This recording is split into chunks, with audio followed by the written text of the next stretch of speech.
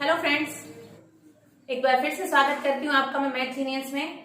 हम रीड का syllabus discuss कर चुके थे और स्थानीय मान का टॉपिक हमारा पूरा हो गया था। आज का टॉपिक है संख्याओं पर संक्रियाएं। इसके साथ हम पढ़ेंगे संख्याओं के प्रकार। चलिए शुरू करते हैं। संख्याओं पर संक्रियाएं, जिसमें 4 चीजें दे रखी हैं। जो आपका रीड के टॉपिक में, रीड के सिलेबस में टॉपिक है मूलभूत गणितीय संक्रियाएं, उसमें ही ये चीजें हैं। जोड़, बाकी, गुणा और भाग। इसको एडिशन, सब्ट्रैक्शन, मल्टीप्लिकेशन और डिवीजन कहते हैं। इनको समझने से पहले हमें संख्याओं के प्रकारों को समझना है।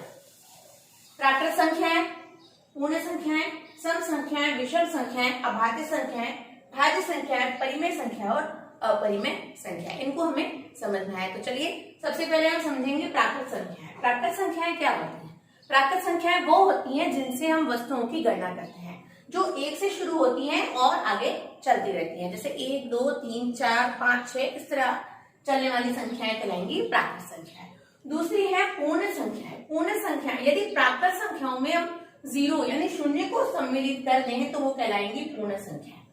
ठीक है, क्योंकि वस्तुओं की गणना हम 0 से नहीं कर सकते, इसलिए वो प्राकृत संख्याएं होंगी और उसमें शून्य को सम्मिलित करते ही हो जाएंगी पूर्ण संख्याएं। अगली है सम संख्याएं। सम संख्या आप शुरू से पढ़ते आए हैं। सम और विषम, इवन और ऑड नंबर। सम संख्याएं जिसमें इकाई का अंक 0, 2, 4, 6, 8 होता है, वो संख्याएं कहलाती है सम संख्याएं। अगली है विषम संख्याएं। सम संख्या से विपरीत है विषम, जिसमें इकाई का अंक होगा 1, 3, 5, 7 और 9। ये होंगी विषम संख्याएं।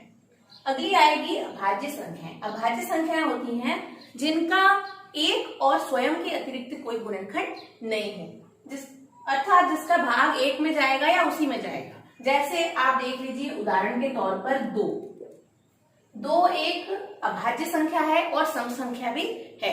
केवल 2 ही ऐसी संख्या है जो सम है और अभाज्य भी है, बाकी सम संख्या अभाज्य संख्या नहीं होती है जनरली। तो सबसे छोटी अभाज्य संख्या क्या है? अगर ये प्रश्न आ जाए तो आपको उत्तर लिखना होगा 2 के बाद अभाज्य संख्या कौन सी होगी? तो 3 होगी, 5 होगी, 7 होगी। ठीक है, इस प्रकार आप देखेंगे आगे आप जाएंगे तो 8 और 9 तो होगी नहीं क्योंकि उसमें भाग जाता है। इसके बाद आपकी संख्या हो जाएगी 11 के बाद आप देख लीजिए 17। इस प्रकार की अभाज्य संख्या है। इसके बाद आती है भाज्य। जैसा कि नाम से स्पष्ट है, भाज्य संख्याएं इनका भाग जाएगा, मतलब इनका एक और स्वयं के अतिरिक्त कम से कम एक गुणनखंड जरूर होगा, वो कहलाएंगी भाज्य संख्या। अगली है परिमेय संख्या। परिमेय संख्या होती हैं जिन्हें हम p/q के रूप में व्यक्त करते हैं। कैसे करेंगे? p/q। और एक शर्त है कि यहाँ पर q बराबर 0 नहीं होना चाहिए। देखिए बराबर को कट किया, इसका मतलब q बराबर 0 नहीं होना चाहिए। इनके उदाहरण देख लीजिए, जैसे 5/9 लिख दिया, 3/6 लिख दिया। ये है परिमेय संख्या। इसके बाद है अपरिमेय संख्या। अपरिमेय संख्या भी वही है परिमेय संख्याओं के विपरीत। इन्हें भी हम p/q के रूप में व्यक्त नहीं कर सकते हैं। इसको लिखेंगे p/q नहीं, p/q के रूप में व्यक्त नहीं कर सकते हैं, वो होंगी अपरिमेय संख्याएं। जैसे उदाहरण देख लीजिए इनका, √2, √3, √5। ये एक तरह की अपरिमेय संख्याएं है। दूसरी बात, एक जो होता है वो ना तो भाज्य है और ना ही परिमेय है।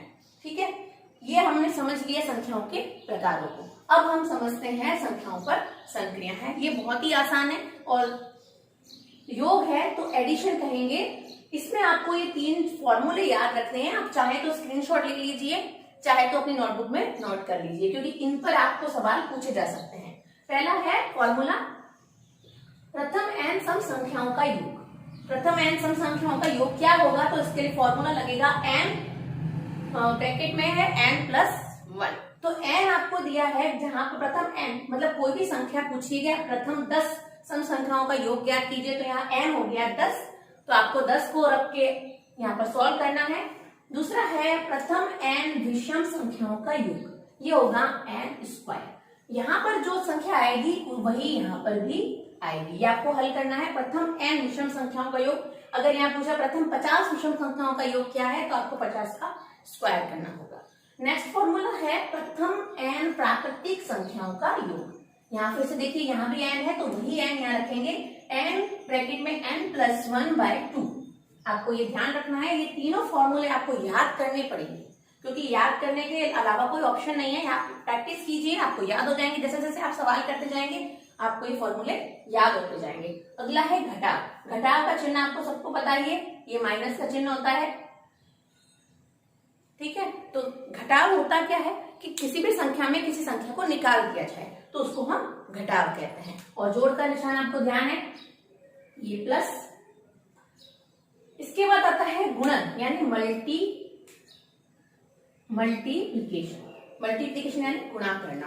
गुणे का निशान इस प्रकार है, यदि कोई संख्या बार बार जोड़ी जाए तो वो कहलाएगी गुणा।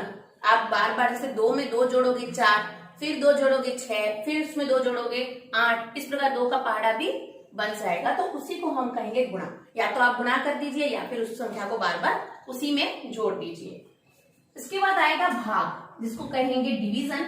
इसका एक फॉर्मूला याद रखना है, भाज्य बराबर भाजक गुणा भागफल प्लस शेषफल। अब भाज्य क्या होता है और भाजक क्या होता है, तो इन दोनों में हमें डिफरेंस समझना बहुत जरूरी है। जिसका भाग लगता है वो तो कहलाता है भाजक, और जिसमें भाग लगता है वह कहलाएगा भाज्य। जैसे मेरे पास यहाँ पर 25 है, 25 में मैंने भाग लगाया 5 का, तो ये 25 हमारा क्या कहलाएगा, भाज्य। इसको हम कहेंगे भाज्य, इसको कहेंगे भाज्य और इसको कहेंगे भाजक। ये 5 कहलाएगा भाजक और 25 कहलाएगा भाज्य। तो यहाँ पर जो चीज आएगी वो कहलाएगी भागफल और सबसे नीचे कहलाएगा शेषफल। तो 5 का भाग 25 में लगा लीजिए, तो 5 का पहाड़ा हम 5 बार बोलते हैं तो 25 आता है, तो ये पूरा भाग 25 में चला जाएगा। तो ये तो 4 संक्रियाएं थी। इसमें आपको एक नियम और याद रखना है, देखिए मैं बताती हूँ आपको। यहीं पर एक नियम होता है BODMAS, BODMAS, BODMAS। इस नियम के अकॉर्डिंग आपको सवाल करना है, जिससे आपका सवाल बिल्कुल भी गलत नहीं जाएगा। BODMAS में B को कहते हैं ब्रैकेट, B को कहते हैं ब्रैकेट। O का मतलब होता है ऑफ, D का मतलब होता है डिवीजन यानी भाग, M यानी मल्टीप्लिकेशन, A का मतलब होता है एडिशन यानी जोड़, ऐड, और S का मतलब होता है सब्ट्रैक्शन यानी घटाना। तो मतलब किसी भी संख्या या किसी भी सवाल को हल करने समय हमको सबसे पहले ब्रैकेट्स को सॉल्व करना है, फिर ब्रैकेट के बाहर जो चीज दे रखी है उसको ऑफ सॉल्व करना है, इसके बाद हमें भाग लगाना है, भाग को हल करने के बाद ही हमें गुणा करना है, और अंतिम में जोड़ और फिर बाकी। इस प्रकार अगर आप किसी सवाल को हल करते हैं तो वो सवाल बिल्कुल भी गलत नहीं आएगा, उसका एक्यूरेट मान आएगा और आपके पूरे नंबर आएंगे। गणित के 30 प्रश्न आने वाले हैं और हम पूरी कोशिश करेंगे कि हमें 30 में से 30 अंक प्राप्त हो।